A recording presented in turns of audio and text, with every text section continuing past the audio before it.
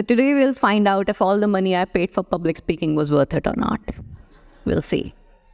Okay, so I'm going to be sharing some growth marketing lessons I have learned over the years, and we'll try and see if it comes to a process or not.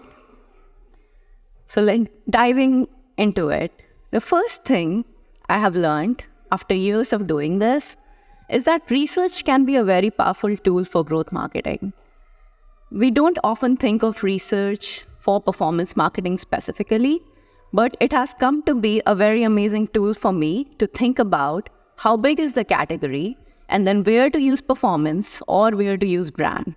So in this fake example that I'm taking, what I do, for example, at MyFitnessPal is think about how many people in the US, let's say I'm researching on the US market, in the US currently use calorie counters. They used to use calorie counters and now are lapsed.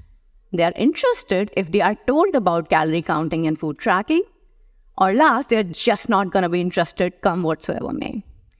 From there, I find out that how many people are actually already touched by MFP in some way or other.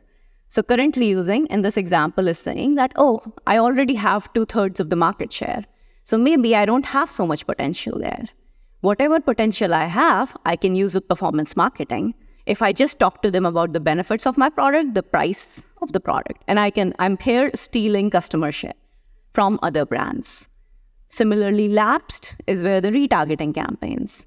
Again, similar concept on the creators, benefits, price, cost per action becomes my performance marketing KPI. The channels, therefore, turn out to be much more performance marketing centric. So Apple Search, Meta, Google, etc. However, it's the uninterested and the interested which are much more impacted by branding. So this is where I think about brand marketing, which is reach-based, non-skippable video ads, asking people to log their food in my app 3 times a day, right? So how do I make them think about that category and then think about me? So this is where research can be leveraged really well, and a lot of times can give us a lot of insights as to what should be the message, what should be the KPI, am I moving enough people to awareness or not, interest or not, etc. The second thing I have found is targeting nearly is not as important as is a good creative. A good creative can talk to all the 4 buckets. Even the uninterested can become interested if the targeting is good, if the creative is good.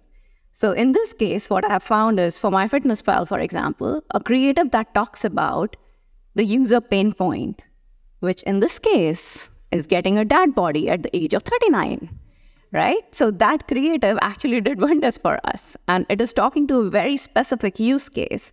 And this creative, even if it reaches a 25-year-old male or 50-year-old male, is bound to resonate, is what we find.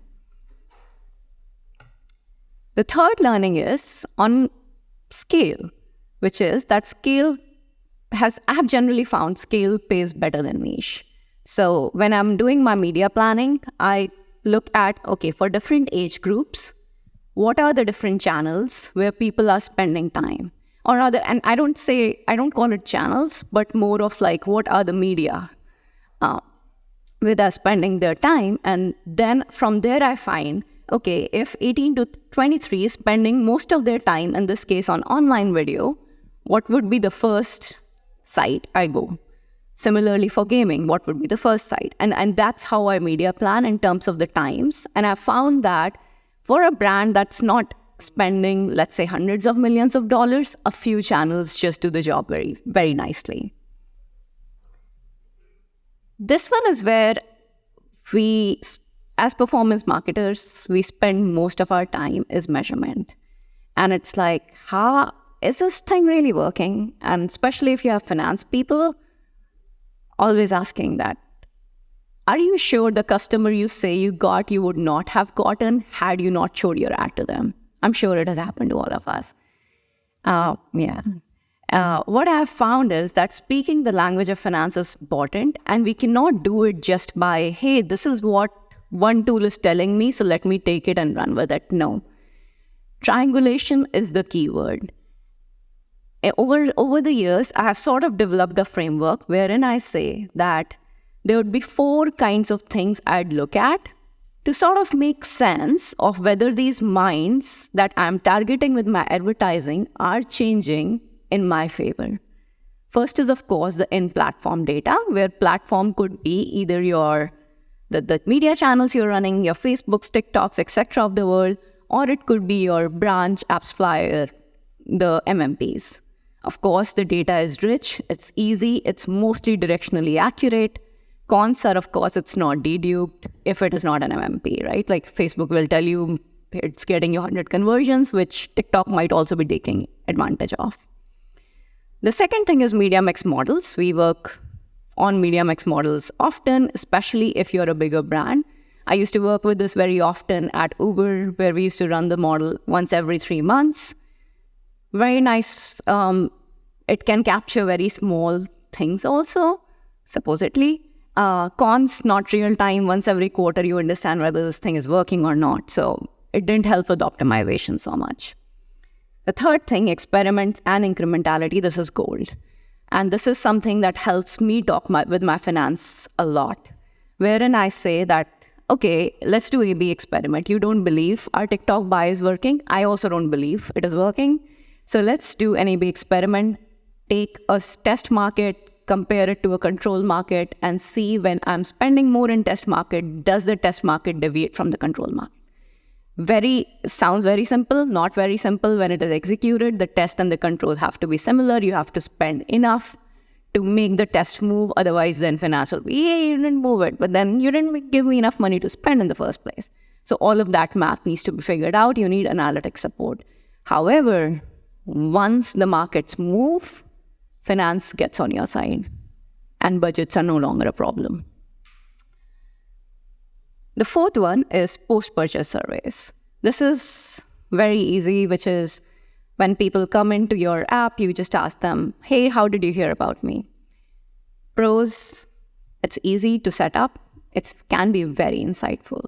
So I'll tell you a little story that happened in my life and where I was working at Rakuten Wiki, which is a Korean drama streaming app. And we used to rank 18, 90 on App Store. And then suddenly one night we are ranking 12. I'm like, this is me, of course. I'm a growth marketing person. Like, this is all me. 80 to 12 is my doing. But then the math inside me is saying it is not making sense. My budgets are nowhere close to where they need to be to get that ranking. So then I go in and I'm trying to figure out what's going on. Why am I getting so many downloads suddenly? And so then there's no way for me to figure out except go to the survey, which I had thankfully instituted a month ago. And I see which channels are seeing a spike. And I'm seeing Facebook, not so much, Google, not so much, word of mouth, not so much, organic influencers, not so much. The only thing that is seeing the spike is others. Thankfully, in others, I had asked people to give a text. Now I go into that and figure out what are people writing. And guess what? Everybody's writing TikTok. This is 2020. I'm not even aware of what is TikTok. But okay, people are writing, so let me go figure out, download the app, what's going on. And it turned out that we had gotten a new drama on the app, which people, especially the teenagers, 18 to 20-ish, they started taking little clips out of that drama because it was a high school romance drama, and they started putting it on TikTok. It had raked in 4 billion views. That is what was getting us all these downloads, and that is what was improving our ranking. So this proved to us, this thing proved to us that yes, TikTok can be awesome, but also the surveys, if utilized effectively, can unleash new channels and new insights. The cons, of course, is they don't change easily. This was one freakish event that happened, and generally you'd see that word of mouth, friends, if they contribute, let's say 25% at the start of the year, they'd contribute 25% at the end of the year. So they don't change much, but when they do, they tell you something very critical. For example, for me, I have started now seeing at other companies also that TikTok percentage goes up over time. So it could be your organic stuff, or it could be all the paid marketing that we are doing.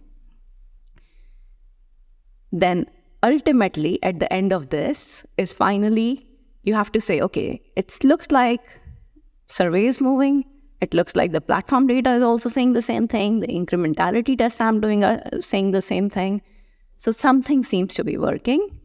And that is when finance gets on the side. One pro tip, what I have realized in my career is growth marketing cannot go very far without the blessing of finance. So we have to be really in close steps with them, bring them along, and make sure that they buy into our measurement. And this really has helped me with that. Moving on, another skill that growth marketing needs is iterative hypothesis testing, which is a fancy term for curiosity, right? Just trying to figure out what is it that is really working. What I have realized is creatives, channels, optimization algorithm, frequency versus reach, and which teams you work with are the best levers for success. Then there are others, bids, keywords, audiences that are also critical, but the big fish I have found success with are these. Now, taking that curiosity and expanding this superpower to companies and competitors' 4 Ps actually helps us become even better marketers because they give us the 360 view of business and the category. So for example, I have been recently doing this work at MyFitnessPal. Why does my product work, right? What is it about MyFitnessPal? Is it the food database? Is it the fact that so many people are aware of me? Why does it work?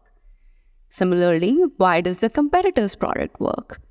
Why does it not work? Where are they better? Where am I better, right? So you're taking that iterative hypothesis testing that you saw on the previous slide and zooming it out to company, competitor, and category level.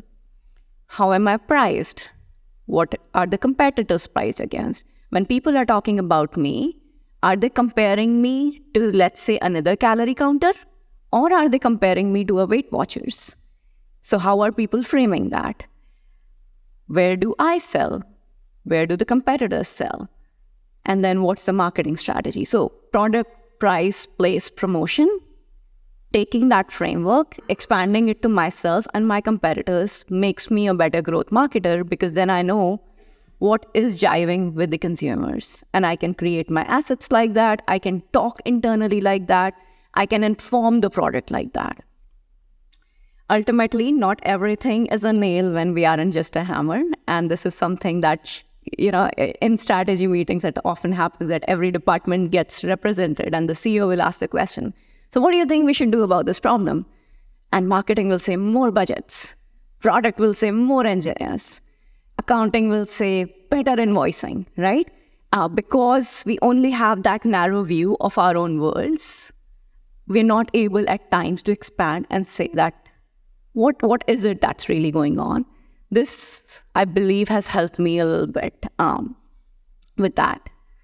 So now putting it all together, my process is starting with the research, thinking about the creative, bigger media channels, triangulated for measurement, whether this creative, this channel is working or not, followed by iterative hypothesis testing in each of these, which further expanded to other parts of business outside of marketing.